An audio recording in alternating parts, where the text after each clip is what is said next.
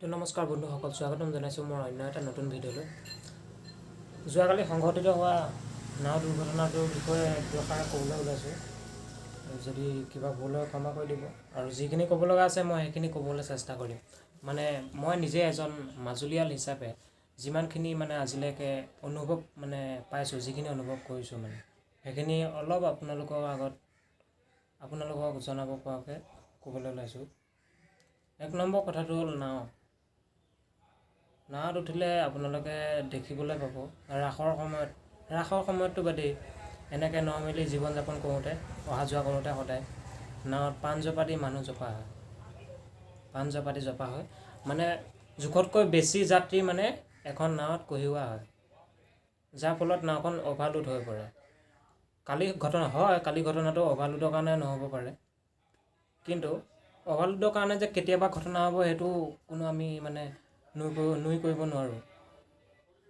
আৰু এই কথাটো আপোনালোকে নাৱৰ পইচা যিজনে কালেক্ট কৰে, কালেক্টৰ সেইজনে যেতিয়া আমি কওঁ তেখেতক যে নাৱত বেছি মানুহ হৈছে, বেছি লোড হৈছে, যদি এনেকৈ আপোনালোকে কয় বা আমি কৈ পাইছোঁ, তেন্তে এই মেছেজজনে ক'ব উঠিলে উঠা পাই দি, নহ'লে নামি যোৱা, এনেকৈ ক'ব।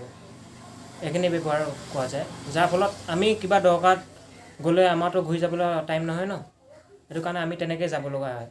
কিন্তু আমি বহুত ভয়ে যাব লগা হয় যে আমাৰ লগত এনেকুৱা এটা দুৰ্ঘটনা নহয়। কিন্তু কালি এনেকুৱা এটা দুৰ্ঘটনা হৈ গৈছে। অভাৰলোডৰ কাৰণে হোৱা নাই জানিছোঁ, কিন্তু অভাৰলোডৰ কাৰণে কেতিয়াবা যে ঘটনা নহ'ব এইটো আমি ঠিককৈ ক'ব নোৱাৰোঁ। আৰু 2 নম্বৰটো কথা, তাত টিকেটৰ কোনো ব্যৱস্থা নাই। পইচাটো তোলে জাষ্ট মানুহৰ প্ৰতি, তাত কোনো টিকেটৰ ব্যৱস্থা নাই। পইচাটো তুলিব ফাৰ্ষ্ট। আচলতে এনেকুৱা ব্যৱস্থা কৰিব লাগে যে প্ৰত্যেকজন যিজন মানুহ উঠিছে এজনক টিকেট দিব লাগে। টিকেট দিয়াৰ লগে লগে এটা লাইফ জেকেট দিব লাগে।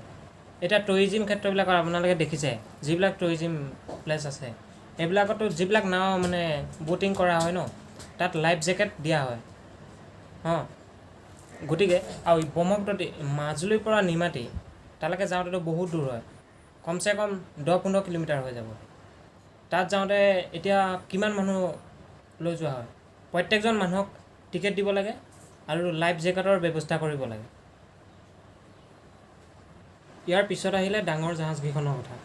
যিকেইখন জাহাজ মুখ্যমন্ত্ৰী দিছিলে, সেইকেইখন জাহাজ ক'বলৈ গ'লে মুখ্যমন্ত্ৰীয়ে যেতিয়া উদ্বোধন কৰিছিলে তাৰ পিছৰ পৰা সেইকেইখন চলাই নাই, সম্পূৰ্ণৰূপে বন্ধ হৈ আছে। কি কাৰণে বন্ধ হৈছে আমি একো ক'বলৈ নাযাওঁ, তাত বহুত কথা আছে চাগে। সেইখন চাই লওক, ডক্টৰ ভূপেন হাজৰিকা বুলি নাম দিছিলে।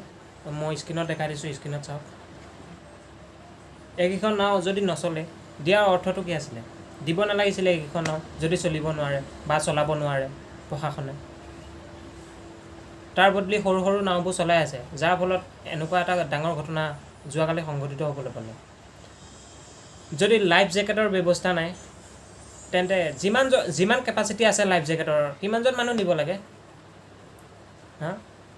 জোখতকৈ বেছি কেপাচিটিত মানুহ নিলেতো এনেকুৱা হ'বই। আৰু তাতে এগৰাকী অধ্যাপিকা, ৰঙাচাৰী মহাবিদ্যালয়ৰ এগৰাকী অধ্যাপিকা পৰিমিতা দাসৰ মৃত্যু হৈছে। শোক প্ৰকাশ কৰিছোঁ। মাজুলীয়াল হিচাপে বহুত দুখ লাগিছে কালি দুৰ্ঘটনাটো দেখি।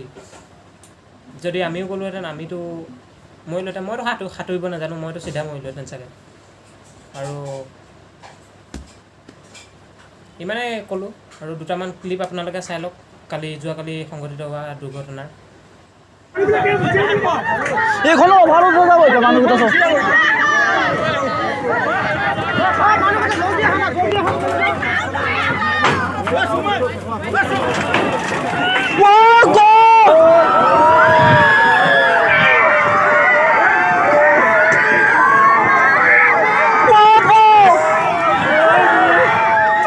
এইখনো যাব এতিয়া, এইখনো যাব এতিয়া।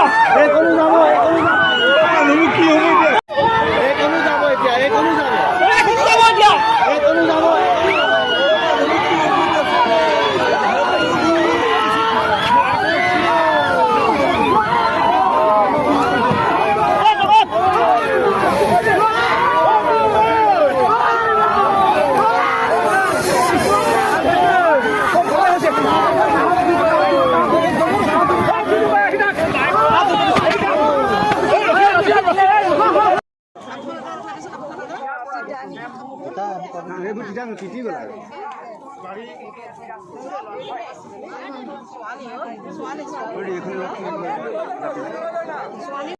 মুখখন ঘূৰাই দিয়ক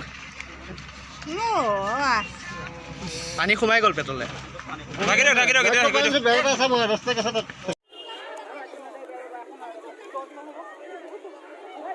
এখন ফুল নাও ডুবি গৈছে মানুহ থকা ফুল নাও বাইক আছে গাড়ী আছে এইকাৰণে চব